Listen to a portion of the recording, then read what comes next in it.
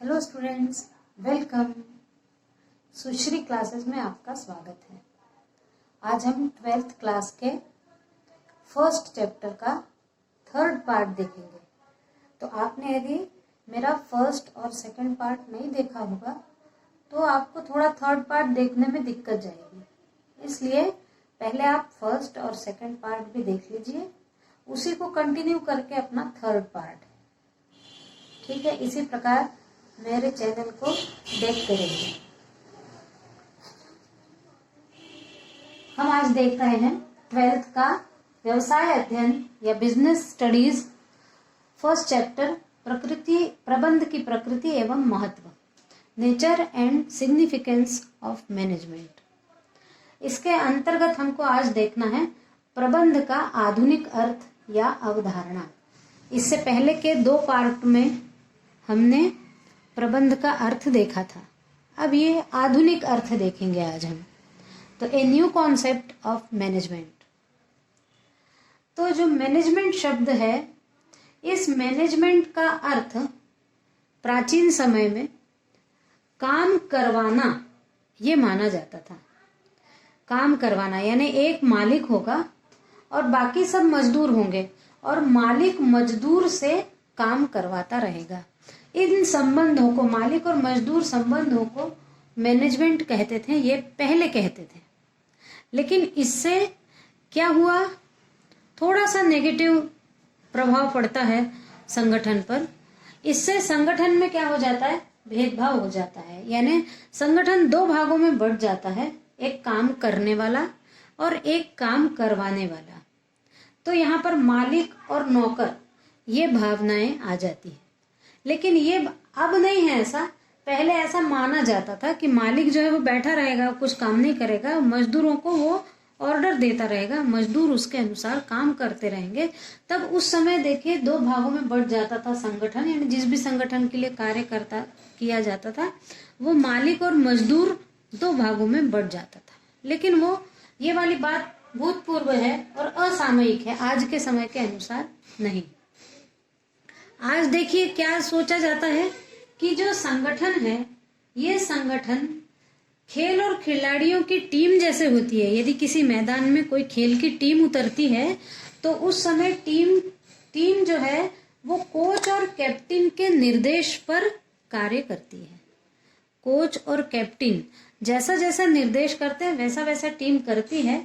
और उस समय कैप्टन जो होता है वो अपने सारे खिलाड़ियों के साथ मिलकर, उस समय वो मैदान उनके लिए जीतना अनिवार्य होता था, तो सब मिलजुल कर कार्य करते थे। तो ये कॉन्सेप्ट है कोच और कैप्टन के निर्देश पर सारे खिलाड़ियों को काम करना। उस समय वो ये नहीं सोचते कि इस बार हार के दिखाऊंगा तो मेरे कैप्टन की बेइज्जती होगी। उस समय उनको ऐसा लगता है कि नहीं, हमको ऐसा खेलना है कि हमारी पूरी टीम को जीत हासिल हो पाए। अब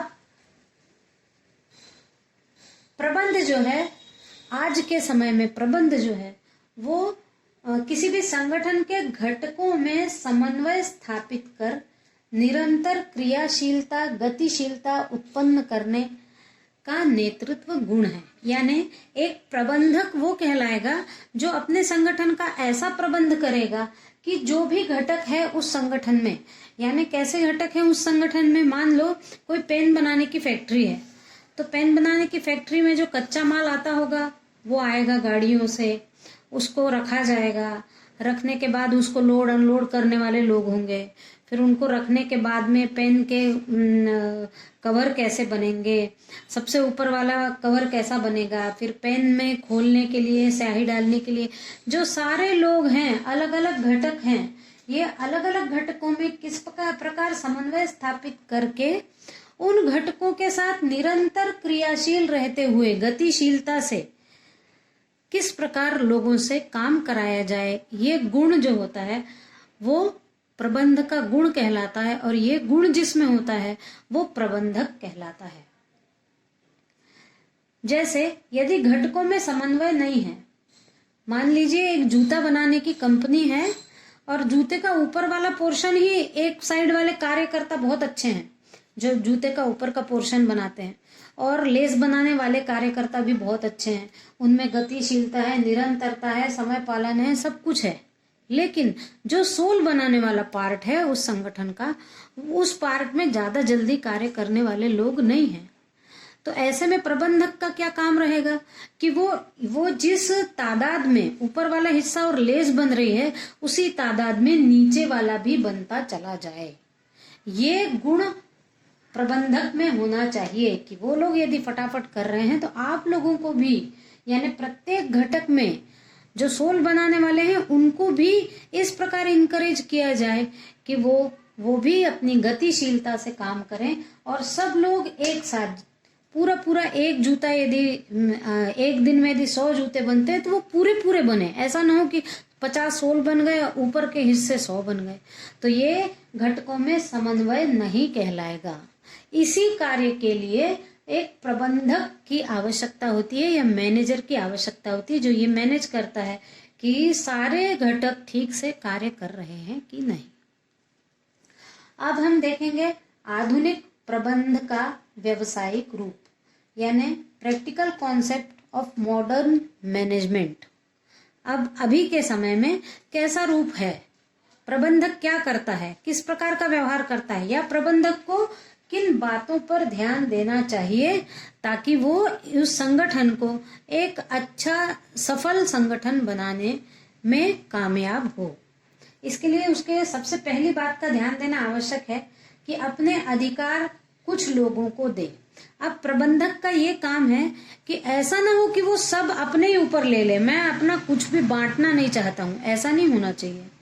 यानी एक प्रबंधक कहाँ कहाँ देखेगा, तो यदि वो संगठन के अलग अलग डिपार्टमेंट में एक एक हेड बना दे और उस हेड को बोले कि अपने डिपार्टमेंट को अच्छी से ध्यान देकर मेरे निर्देशानुसार तुम अपना डिपार्टमेंट चलाओगे, तो क्या होगा कि अकेले प्रबंधक पर भी बोझ नहीं आएगा, प्रबंधक के कहे अनुसार भी सब डिपार्टमेंट या घटक चलेंगे।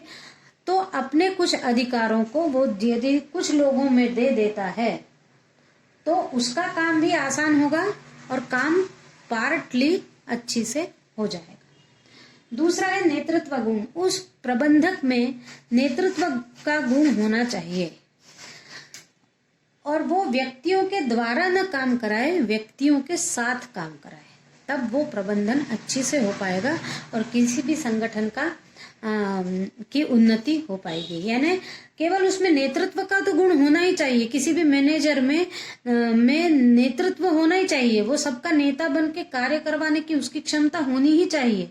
लेकिन वो केवल व्यक्तियों से काम न कराए, वो स्वयं भी काम करे, तो व्यक्तियों को जोश आएगा कि अरे नहीं, जब मेरा मैनेजर भी लगा हुआ है तो मैं भी तो लग सकता हूँ उतनी ही शिद्दत से। उसके बाद में तीसरा है निर्णय लेने की क्षमता। तो बहुत जरूरी है कि प्रबंधन के समय निर्णय लेने की क्षमता उस प्रबंधक में होनी चाहिए, फटाफट निर्णय लेने की क्षमता होनी चाहिए। यदि बाजार में किसी वस्तु का विक्रय कम हो जाए तो उस वस्तु का प्रोडक्शन ज्यादा नहीं होना चाहिए, नहीं तो वो तो रखी रह जाएगी। बाजार को देखते हुए एक प्रबंधक का काम है कि वो तुरंत निर्णय ले कि ये वाली वस्तु बाजार में ज्यादा नहीं बिक रही है तो मेरे को इसका उत्पादन भी कम करना चाहिए, ऐसा तुरंत निर्णय लेने की क्षमता उसमें होनी चाहिए और उसके निर्णय भी सही साबित होने चाहिए। फिर है जनतांत्रिक प्रबंध नीति। यानी जनतांत्रिक प्रबंध नीति यानी एक मैनेजर को हिटलर टाइप का काम नहीं कराना है कि मैं जो कह रहा हूं वही होना चाहिए, भले ही वो तर्क संगत हो ना हो, भले ही वो सही हो ना हो, है ना। उसको क्या करना चाहिए कि जनतांत्रिक प्रबंध नीति यानी कर्मचारियों को भी महत्व देना चाहिए। आपके बिना हमारी फैक्ट्री नहीं चल सकती, आप हमारे फैक्ट्री का महत्वपूर्ण अंग है।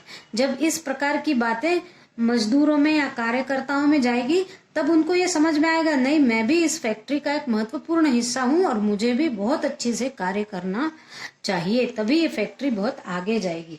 तो मानवीय संसाधनों का पूर्णतम उपयोग यानी मैनेजर को क्या करना चाहिए, जो भी उनको लेबर मिले हुए हैं या जो भी उनके अंडर में काम करने वाले हैं उनका पूरी तरह उपयोग कर लेना चाहिए। ऐसा नहीं है कि कोई एक व्यक्ति 6 घंटे काम कर रहा है, एक व्यक्ति 1 घंटे काम करके टालम टोली करके कहीं जाके सो जा रहा है, ऐसा नहीं है।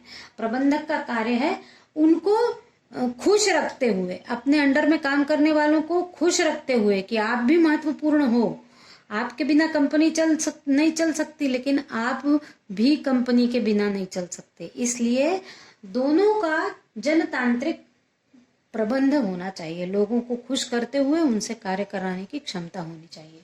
फिर है कार्य प्रेरणा से कराएं, डर और धमका के नहीं।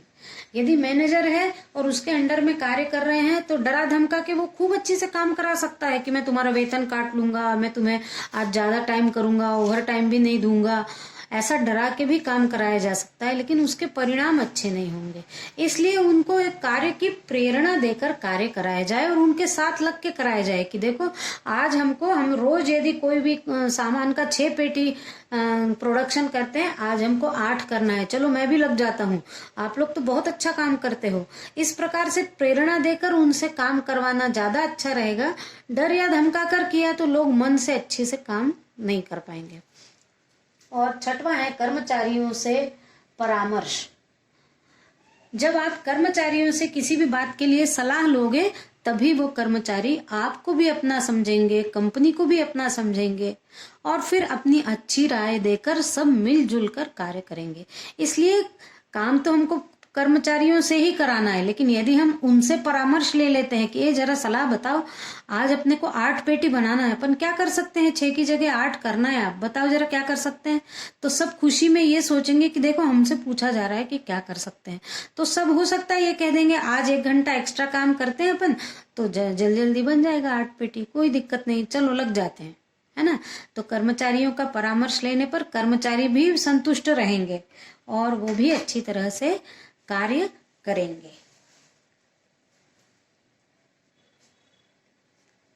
तो कैसा लग रहा है आपको? आज के लिए इतना ही, अगले वीडियो में फिर से मिलेंगे। लेकिन फिर से मैं एक बार बोल रही हूँ कि यदि कोई आपकी प्रॉब्लम्स हो तो कमेंट बॉक्स में लिखिए, वीडियो को लाइक करिए, शेयर करिए और मेरे चैनल को सब्सक्राइब करके बेल आइकन को क्लिक करें।